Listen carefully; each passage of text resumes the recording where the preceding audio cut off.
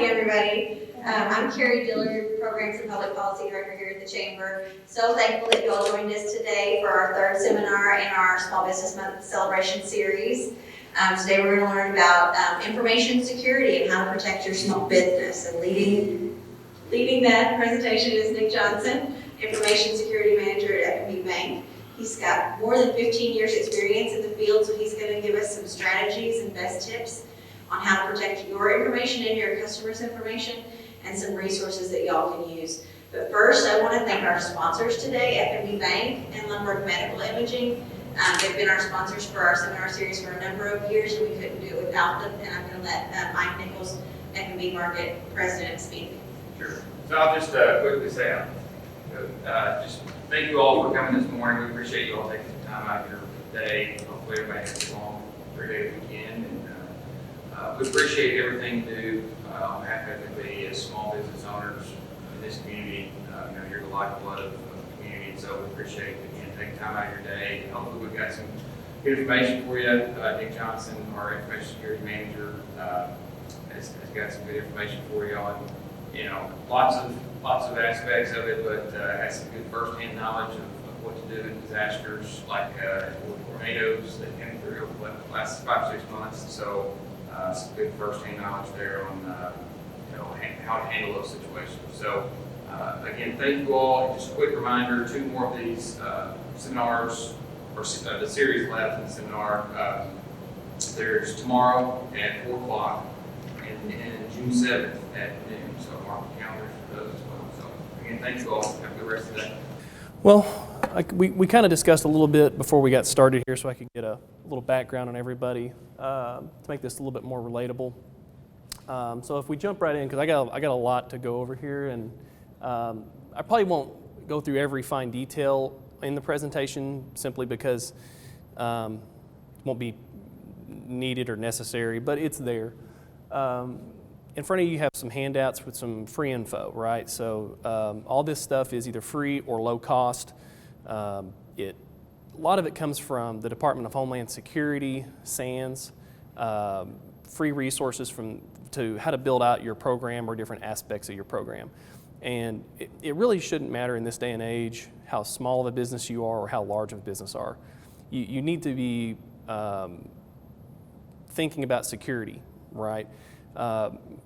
If anything, protect your finances, protect your customers' data. So if you're keeping records on people paying you, nobody wants to be that business that has to make a bunch of phone calls or send out letters that say, hey, sorry to inform you, but your information may have been exposed during a data breach. And, you're a small business, so, even when you have these kind of impacts, they tend to have even bigger impacts than a larger business. If you're, a $5 billion business, well, you can take a hit. You can afford to take the hit. If you're a small business, you can't. And you're going to see some of these numbers in a second. So if we jump right in, like I said, let's get this out of the way. I don't care how small you are. I don't care where you're at. These are misconceptions that people have. Hey, we're in Western Kentucky. This stuff I see happen in the big businesses in Nashville and St. Louis. Or I'm just a small business. I'm it's a mom and pop shop, or it's 10 people, or it's 1 person, right? They're not coming after me. Why would they target me? And the fact is, when you're on the internet, it doesn't matter where you're at. You're just another IP address out there. They will try to get to you. A lot of times it's an automated process. They have things that scan, and they'll find whatever's vulnerable out there. So it doesn't matter where you're at, physically located. And then 2, with the small businesses, you just don't have the resources that your $5 billion businesses do that can run, a SOC or a security operations center that has, 200 people sitting in it watching your network traffic all day. Right? That's crazy. So what do you have that you can defend yourself? And that's kind of why we're here. So let's go through some numbers here. So 43% of attacks that are coming out there are directed at small businesses. And I believe these numbers kind of go to, I think it's like up to 500. It's like SMBs, so I think like a small, medium business is up to 500 employees. And then it says here that 14% are prepared to defend themselves. And that goes back to, I think, the resource problem. You just don't have the resources for like a fully staffed like IT department and security department and all this stuff, right? You're limited. It says 52% of small and medium businesses experience a cyber attack within 12 months, right? Now, does that mean that there's somebody on the other end that's like banging away at your network or something, or looking to target you specifically? Probably not, but it probably means more along the lines of you received a bad email, right? You got something that says that you won the free iPhone, and you click here to claim your prize. So, it kind of varies.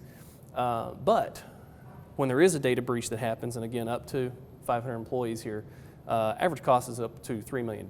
So, it gets expensive. And you start thinking about the cost of data loss and other issues that go along with it, reputational, it builds up quick. And then when you do get hacked, right, more than half of them go out of business in 6 months just because of the expenditures and other issues that go along with it. It's a huge problem.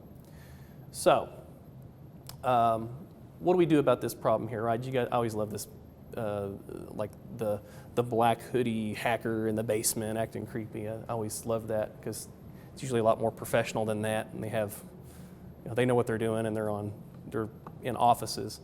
So what do we do about all this, right? It's a problem, okay? So how about we just take everything, we don't use computers, right? We're gonna go back to pen and paper, take all of our stuff, we're gonna throw it in the dumpster, and we're done, right? It's the only thing we can do, okay? Well, how about we build security into our business instead, okay? And again, this is all scalable. It scales down to a single person business up to, with a whole IT department.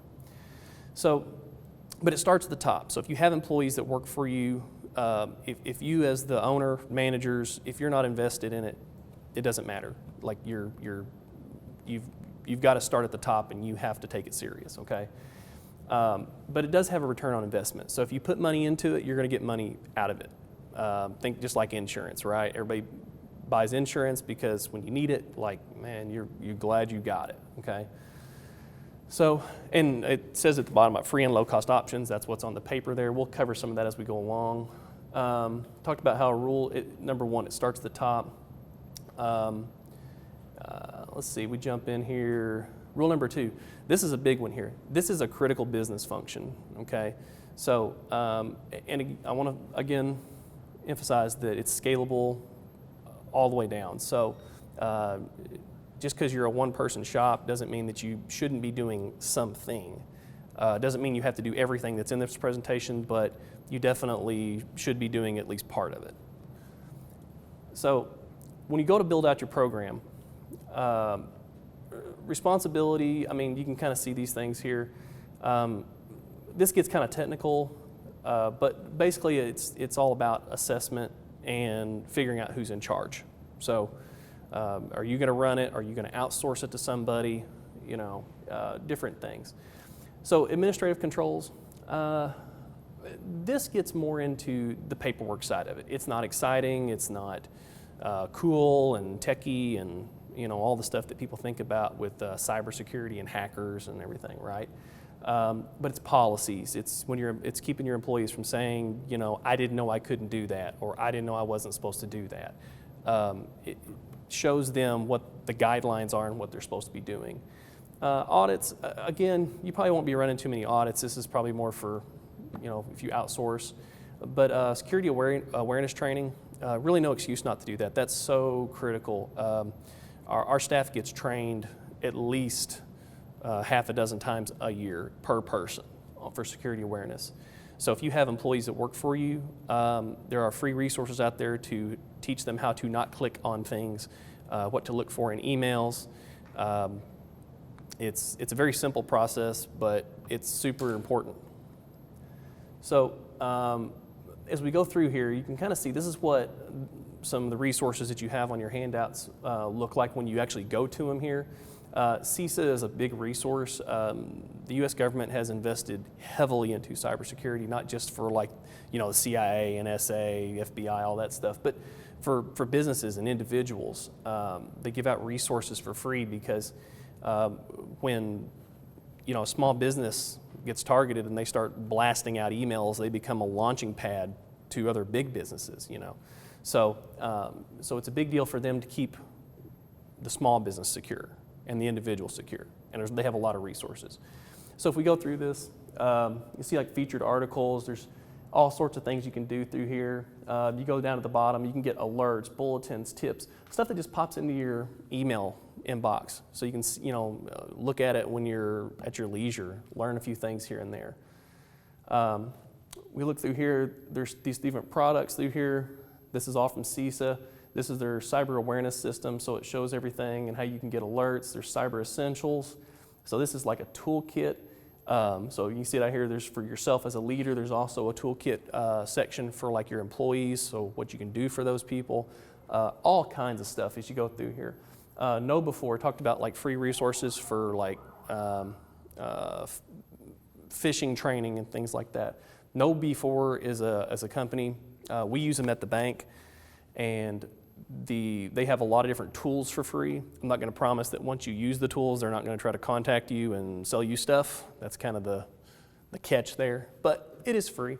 And I do know other institutions around here that use their free stuff, and whenever they call, they just say no thanks, and they keep using the free stuff. So password stuff, there's a whole list when you go to that link there. You'll see USB, all kinds of things. Policies, if you're going to write a policy for your employees so that you have some kind of teeth to your rules that say, hey, while you're working, like I don't need you streaming Netflix. And then you catch them for the 9th time doing it and they're not doing their work. Well, look, you violated rule number 7 in the policy or something, right? You can go to SANS. There's all kinds of policies here. You can see on the right, you can filter, and you can see kind of towards the bottom how many they would have of different types. So you can pretty much go there and find what works for you and your business. There's more toolkits on the CISA site. So for different kinds of, I guess you'd say, groups of people here, from kids all the way up to government, different toolkits available for that. And then here's the list of toolkits. So like best practices for public Wi-Fi, right? So if you had where people can pop on your public Wi-Fi in your store, where your office, there's all sorts of resources. So a lot of administrative stuff. It's not the coolest, but it's important still, okay? So the technical controls, this is where we start getting kind of the nerdy side of things, right? This is where you're actually working on things on a computer or on a network. And we're going to go through this list right here. It's really nothing super special. It's probably stuff you're familiar with already, but I always like to point it out, and like Carrie said before things started, if you can pull out a couple of these things, especially maybe the one with like backups and patches, you're way ahead of the game when you do those two. So regular backups, right? This is kind of the concept around it. So your data, right? Not just for, hey, my computer, and I have my, kids' pictures on there, I have my family's pictures on there, and I also use it for doing email for my business, right? Yeah, that's cool, but like, what about your, tax files, right? If you're a small business, you have tax filings. So what's going to happen, if all that gets ransomwared? God forbid you have a fire or something, and the fire burns down and takes your computer with it. Well, now you've lost all your tax records, right? So that's a problem. That's a big problem. So even like accidentally overwriting files. What if the computer just dies? Your hard drive just dies on the computer. You've got everything on one desktop computer. It's on the hard drive. Well, you come in one day and the stupid thing won't turn on, and then you take it to the shop to get it worked on. And they tell you the hard drive inside, the little thing that holds the data, it's shot. It's gone, and you can't get it to spin back up. Well, now you can pay a few $100 or more, send it off somewhere to a lab, hope they can retrieve your data from it. so you got your tax filings and everything on there. I mean, the easiest fix for this, like even ransomware, is have backups. Have them off-site, up in the cloud somewhere, and then test them. Make a calendar entry. There's no reason you can't have like a Google Gmail or a Hotmail even. You got calendar on there. Set a calendar for monthly, just to go and check your backups. Pull them back down, look at them real quick. Takes a couple minutes, and then you know that not only are you doing backups, but they work for you if you ever had to have them, okay? That's a big one, especially with the ransomware, because antivirus doesn't always catch it, and you need to be able to restore. So passwords. Talked about passwords a little bit before this started. Strong passwords and change your admin passwords. You can have a different password, but if the admin account on your machine is still admin and password, or admin and admin, or admin and blank, they're still going to find it. Length beats complexity. So try to get 14 characters, and what we teach people at the bank is to use password phrases, not really passwords, because you can see that first one there for like chamber, right? We're going to flip a into an @ sign, and we're going to turn like a E into a 3, and then you start going back to it, and it's like, man, was that a 3, or was the B a 3? Like, you start kind of questioning it, it gets to be a problem, right? And it's not that secure of a password. I mean, that's a regular desktop computer that'll take about 5 years to crack that password, so something more powerful is going to be quicker. Or that bottom password, My Small Business Rocks 2022. Okay, super easy to remember, super easy to type, super long. And it's whatever nonillion years, I don't know what order of magnitude that is, above millions or billions or trillions, but it's a lot. In other words, they're not going to break it. So much easier to type, much more secure, much easier to remember. Antivirus and security patches. I kind of lumped these together.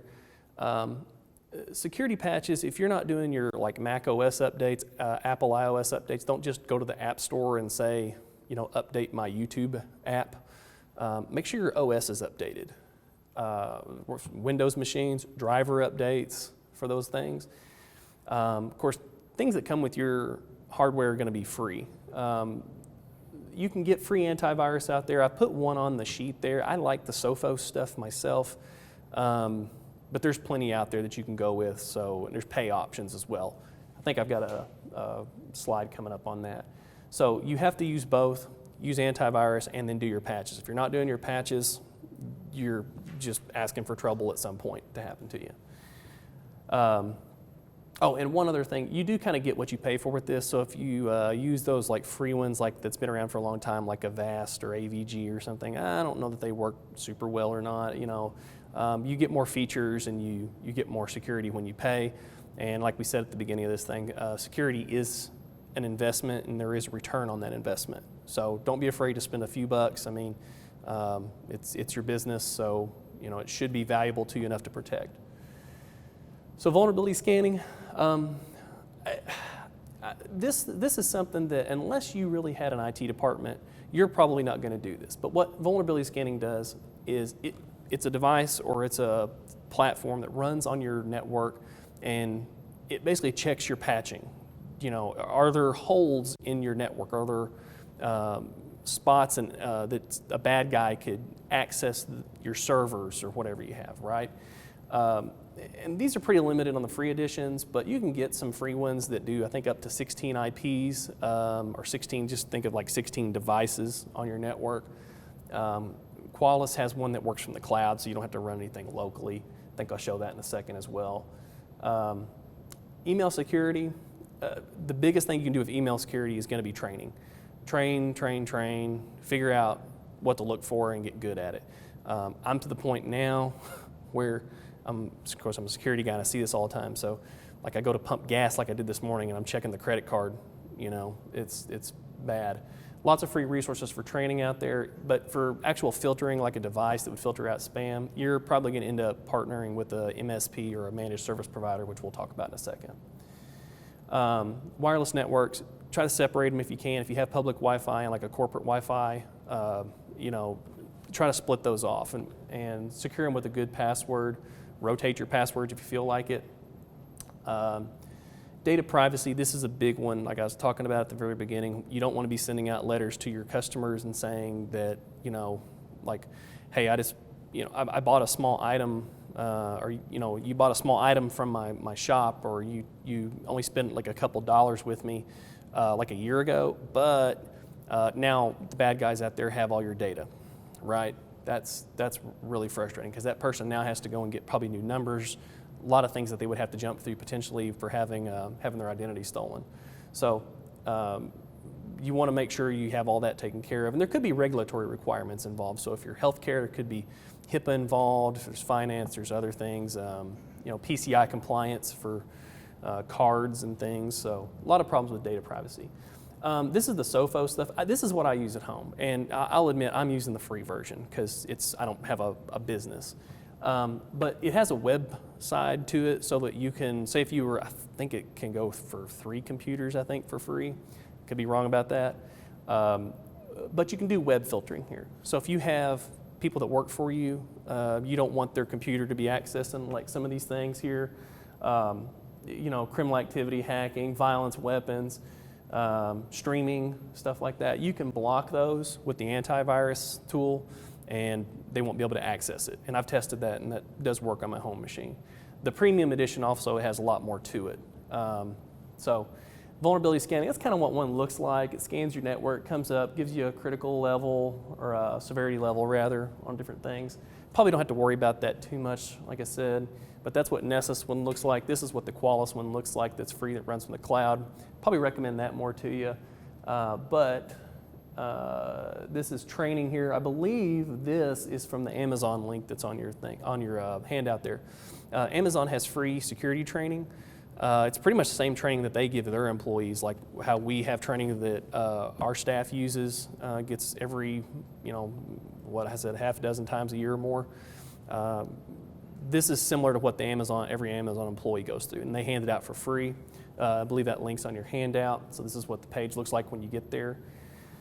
So I've mentioned a lot of stuff, right? And this is a lot of heavy-duty stuff. I mean, we're talking policies, we're talking technical controls, a lot of stuff you probably don't want to mess with, right? You're a small business, you don't have an IT department, okay?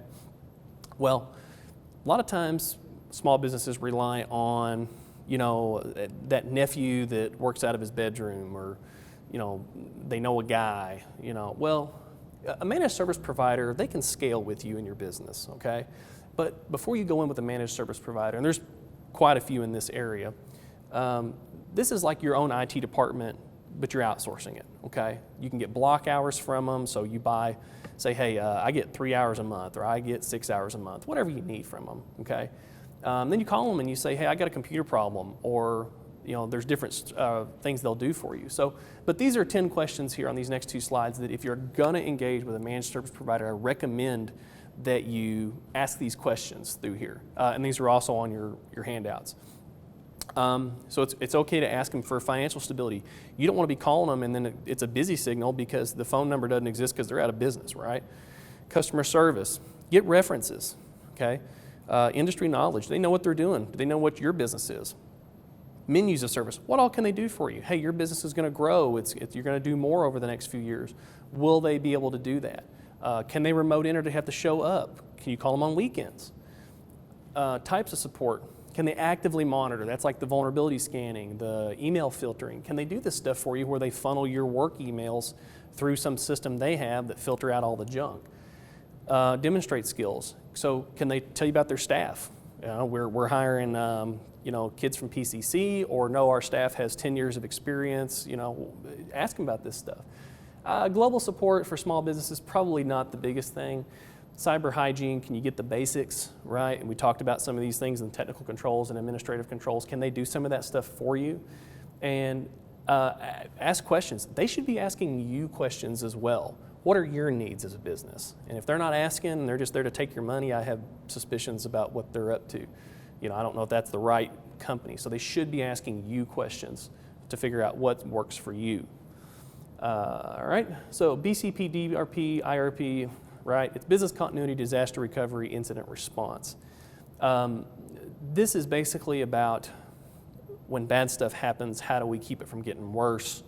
And when the worst case happens, how do we get back to normal, okay? I forgot to mention up here this top bullet point. be honest with yourself. This is the biggest thing for this side of it, because when you know what hits the fan, lying and trying to be not realistic is not the best course of action. You have got to be realistic with what your needs are. And we'll talk about that in a second here. So when you risk assess, how long can you be down? Is this something you can be down for a week, a couple months, because this is a side gig? Is this no, this is my baby, this is my business. I got to be open. I got to be bringing revenue in. Ask these questions of yourself. What are the minimum requirements? Can I work somewhere else? Can I contact another business that I'm friends with and say, hey, can I come over and use your office? Mine burnt down. I mean, get all this ahead of time, right? And then once you find out these answers, document it all, similar to backups. Get it up in the cloud. Don't keep it all local, because if your business burns down and that's where your plan was, and that's only where it was, what good's it doing for you, right? So make sure that's up in the cloud, and then update it as often as you need to. Don't just let it sit there for 5 years. So business continuity, this is how you keep your business running, right? So your business burns down or whatever. Do you have a cellular failover, on hot spots? Can you just work from home? Can your employees work from home? Like I was talking about going to a fellow business agreement, maybe your brother, your sister, your friend or whatever has a business. Can you go to their spot? Do they have a spare desk? Do you need spare equipment? Maybe your failover plan is to head up to Sprocket to a co-working space and get a desk up there for a while, okay? Generators, battery backups, right? So you're in a power outage. Battery backups aren't that expensive to have. I mean, you can get a pretty good one for $100 that'll run your monitors or run your laptop for a while. Heck, I got one in my living room that I got for maybe $60, and it runs my wireless router and TV and things like that. So in the event of a power outage, and cable box, and then in the event of a power outage, I can still watch the news and figure out what's happening with the weather. Is there some kind of threat headed towards me? Or I can check the internet. So generators and battery backups are important, but some people have generators in their houses now even. So I think everybody is kind of aware of the tornado that went through Mayfield in December. That night, we watched it hit the bank remotely. That's right up here. That was my old office. That was my new office there, and I'd moved about a week beforehand. That's my boss's office right there, hanging out in the middle of the sky. So when you see this, right, now you're talking about a disaster. Hey, it could be your business burnt down. It could be a tornado hit your business, whatever the case is, right? This is bad stuff. And we talked about generators. How do you keep your business running, right? The continuity of your business, right? Again, that was my office there. I don't know why I threw that in there. But what if your generator looks like that, Well, that's a problem, because now your business continuity is out the window a little bit, because your generator is supposed to be there to keep your business going. But your generator is now destroyed, right? So what if it's a fire again? What if it's ransomware? What if you wake up and you've got a screen like that popped up that's saying, you've got so much time to pay me Bitcoin before I delete all your files, okay? Well, you're down, right? And this is where incident response comes in. So if you don't have a plan ahead of time, you're planning to fail, because when disaster strikes, you are not going to be, there's going to be a lot of stuff happening. There's going to be a lot of things to remember. Where's my tax files? Do I have spare equipment? What do I do? Where do I go, right? If you have all this planned out and it's well thought out, then this is a much easier process for you to go through, because you just start following the steps, okay? We kind of do this a little bit for our customers on identity theft. So if you're a customer of FNB, or even I don't care if you're not, if you have your identity stolen, and we've had people come into the bank crying because they're getting threatening phone calls, saying they're going to send this poor person to prison because of this or that, and they're extorting them, right? And they have everything. They got their socials. They can open credit card accounts, right? Well, you can come in and get a document from us, and it's a step-by-step plan that says, Go here, talk to this person, do this, contact these people, right down the line. You don't really have to think. You just follow the plan and you get out of the problem, okay? It's kind of the same thing with incident response, only you're dealing with your small business. Hey, we're gonna hook up extra computers, or I'm gonna go over to my friend's business, whatever the case is, right? And then I wanna emphasize that who will you contact and when, right? Obviously, this is a little bit like being on an airplane. You have to secure your own mask first before helping others, because if you're not okay, then you can't make sure everybody else is okay. But in the event of an actual serious problem, like we showed fires, tornadoes, your people are your number one asset. You can replace a computer. You cannot replace a person. So in the event of a disaster or something like that, make sure you have a contact list of all your people, and make sure contacting all your people and making sure that they're okay is on that plan. You definitely don't want to be in a position where you don't know where your people are and you don't know if they're safe and sound or not. So law enforcement, cyber insurance, if you have business insurance, maybe you have cyber in there. Maybe it's time to call your insurance people. You know, I need new computers. I need new things like that, okay? So as we wrap up here, this is one slide that kind of wraps everything up. This is not a project. This is not something that you do and then you're done with it. Got that over with. That was a month-long project. Contacted a managed service provider. They're doing some stuff. I'm doing some stuff. I feel good now and I'm done, right? Okay. It's never done. There's always new things out there. You saw the slides there from the CISA resources where you can get updates. You can get notifications. There's always some new threat coming out, okay? Those are good to subscribe to even as an individual business, like a mom and pop shop, or it's just me that runs my business, or it's a side gig, because you need to be doing patches, and maybe there's some new threat that's come out there and it is blowing things up. We talked about the ransomware that went around Europe that was shutting down train stations and shut down their healthcare system, If that's out there and that's that big of a threat, maybe you should pop on your computer real quick, do an update in 5 minutes, reboot, and then you're safe, because they're exploiting a vulnerability that can be patched in a couple, minutes. And it saves you a lot of headache down the road. So it's a process, and it's a life cycle process over and over and over. You can always get better with it. And then as your business grows, so should your program. So your business starts blowing up and you start hiring 3, 4, 5, 10 people, right? Well, maybe, hey, I guess I'm gonna have to start calling a payroll provider or an HR resource, and then well, what are they doing for me? I guess I need to have policies too, right, to make sure I don't have any liability in that regard. So as your business grows, so should your program. And then this last bullet point is something that I think is very important in a number of different areas, not just information security, but you and your business are unique, and you will have unique needs and unique requirements of what and like we talked about HIPAA, or we talked about PCI compliance. So as you contact a managed service provider, or you are doing different parts of this program, don't feel bad if you leave stuff out because you don't think it's needed.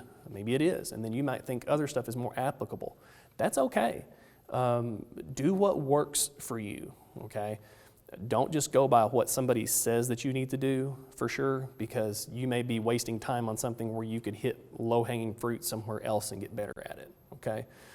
Other than that, I believe that's what I have right now. So thank you for your time, and I have questions. Oh, and by the way, that email address up there, that's my work email. So if you want a copy of this presentation, if you want a digital copy of what's on there so you don't have to type in the links and you can just click them, let me know. I can send you whatever you need. Just shoot me an email and put like chamber presentation or something in the subject, and I'd be happy to get you what you need, okay? Other than that, do we have any questions or anything like that? Be happy to answer anything you need.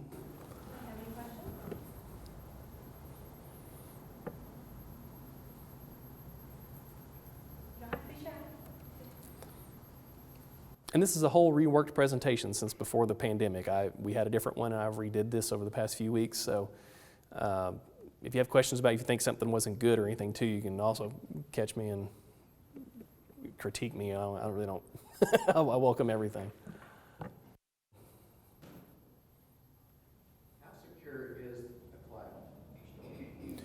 Well, it's just somebody else's computer, right? I mean, it's literally not a lot of people don't even know what the cloud is. The cloud is just somebody else's computer that you contact. So you're going to have passwords for it.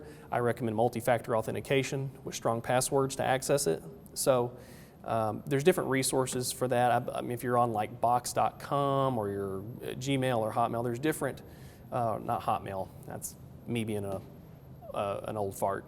But I think it's called like OneDrive. You can get multi-factor authentication, right? So have yourself a secure password, long password, length beats complexity, and then look at something multi-factor if they give it to you. So, hey, they'll send you a text message. I think everybody's seen that recently where, it's like, hey, put the code in that we just texted to you. Or if you have Authy or like Google Authenticator, Microsoft Authenticator, there's different authenticator apps that will generate a token PIN for you as well. Use those two. Now, if you're just out there, let's talk about the cloud. Those two things, they're just using multi-factor authentication, and what you put up there, I think it's fine. Now, you wouldn't want to go to a shady site. I would go to somewhere reputable like a Microsoft, Google, that's going to have the resources to protect the data that's up in the cloud, okay? If you're going to hey man, this thing's giving me like 100 terabytes free, I question how secure they are on their side of it. Because you can be secure on your side, but you have to rely on their security. Once you get into a larger security program, this is where you would get into using like vendor risk assessments, where you request documents from that cloud provider and say, how secure are you? And they've been independently, externally audited, and you can find out for yourself. But for the average user, for a small business, if you're using a good provider like Google or Microsoft or Box.com, something like that, Dropbox, and you're using multi-factor authentication with a good long password, you're fine. You'll be just fine. So that was kind of long-winded for a simple question, but I was working through it. Any other questions? I guess this is a comment, not a question. Sure. Some of those phishing emails are very good. Yes. Very hard to tell. We had something come into the chamber just this very week. Mm-hmm. It was an email address of someone who we do correspond with. Mm-hmm. It looked identical to her email address, but yet it was a phishing Mm-hmm. email. So 2 points on that. First, what I've been doing recently is our what we call click rate at FNB has been what I consider to be pretty good in the past few years at least. So we've been increasing the difficulty on our staff. I think we even talked about that at the recent trainings that we've done where what I'm doing now actually is like when, say, Ike gets an email and it's a real phishing email. It's coming from some crazy spot, right? And it's saying, here's your secure files waiting for you, right? And it's totally junk. It's hot garbage, right? I'll save that. And then when it comes time for us to, one of the things that we do to train our staff is we send them phishing emails from us. And those phishing emails, they have to not click on them, and they should report them as well, right? And it comes to IT department with a little tag, and I'll contact them back and say, hey, that's a bad email, or no, that's a real email. You're okay to click on it, okay? Well, I've been using the actual bad emails as templates so that what we're testing our employees with, and it's just a gap analysis. We're not trying to, catch them on anything. We're just trying to find who might be vulnerable and then train them up a little bit. But we're using the actual phishing emails that we get on a daily basis to test them with, so that when they get hit with something that's real, they've already seen something that's real, basically. And then 2, one thing you want to be cautious about is it's real easy when it's like supposed to be Carrie at the Paducah Chamber, and the email address is like golddigger79 at gmail.com. Okay, that's probably not a real email, right? There's red flags that'll jump out at you, one being like the address. But what you do want to be careful of is real emails from real people that are phishing. And that's from something called business email compromise, and that's becoming a huge problem. We have had customers at the bank that we know, they're businesses. And we get emails from them saying, hey, go here, I need you to get my secure files. We're not expecting anything from them. I get the email reported to me, I start looking through the link, and it's like, whoa, this is like phishing, and this is bad. So we have to call that customer up and say, you may want to check your accounts. You may have been compromised. I've been getting almost, it's either one of two ways. We're either the first ones to contact them and let them know, and they're like, really? And then they call back like an hour later saying, I'm getting it checked out, thanks for letting me know. Or we're like the 100th person to call them. And that's a real scary thing, because it's easy when the email address is messed up, or the grammar is bad, and there's all sorts of these red flags. It's a whole other animal when it really comes from the person, but the whole account's been taken over, and you're not expecting this email. So that's one of the things you should look at, and when you go through these trainings online, it'll teach you is, were you expecting this email? And to do your own research, do your own, hey, Carrie, I got a weird email from you. Do you know anything about this? And you might say, I've been getting calls all morning. I think my email's been hacked, right? It's okay to do your own research and follow back up with them and see before you click on something, and then now you're compromised, and now you're emailing, your customers or your friends and spreading it on down the line. So it's very good, point about the emails coming in and looking very realistic.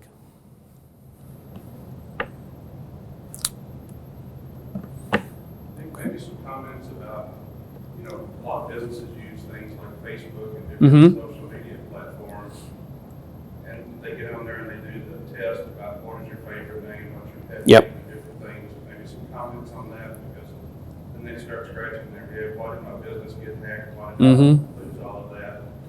So maybe give some more information and insight on what happens through that process. Yeah, and I want to make sure I'm going in the right direction with this, which is if you're talking more about like how you secure your social media, like how do you know it's like how would you do it? And I would, when you say what's your one of the things is if you go to multi-factor authentication, a lot of times that handles it to a large degree. Okay, because even if they go through and try to guess your pet's name and your street that you grew up on and all this. When they try to reset your password or something, you're probably going to get an email about it, or it's going to ask for a PIN or something, right? There's steps they have to go through. So when you get to social media, they're actually, by the way, one of the things I didn't point out was on that first slide that had the screenshot of the CISA cybersecurity awareness. There's an actual Facebook, social media, Facebook training on there that teaches you that kind of stuff, like what to put in there, what not to put in there. And the biggest thing is like, don't put public information in there, right? So like, if you're these security questions that you're talking about, make sure they're not something that people can find out. What street do I live on? Or what's my favorite sports team? Because you can probably go to your Facebook page and look and see where you're following the St. Louis Cardinals, or you've got your address on there, or they've got a business card or something from you, right? Because they can probably plug a lot of this stuff in just by some simple searches. So that's why multi-factor authentication is almost like it's going to become it. Like you're not going to have a standard login, I don't believe, for much longer. Everything will be multi-factor. And you kind of see that whether you're using like QuickBooks or anything else. There's a lot of multi-factor already built out there, and there's a lot of companies that force it on you because it absolves them of some liability of your accounts being taken over. You have to use it. So if you use the multi-factor, your security questions really aren't that big of a deal. I mean, they can be, but just make sure you're not using things that are public knowledge or can be found out very easily by looking at the profile that they're, trying to take over in the first place. All right, well, if there are no more questions, I just want to say thank you to Nick, thank you to FNB Bank and Lindbergh Medical Imaging for sponsoring these seminars, and please join us for the next two seminars we have. As I said earlier, we have one tomorrow, and we have one on the 7th, so make sure you check into that if you haven't already registered. So thank you all, and have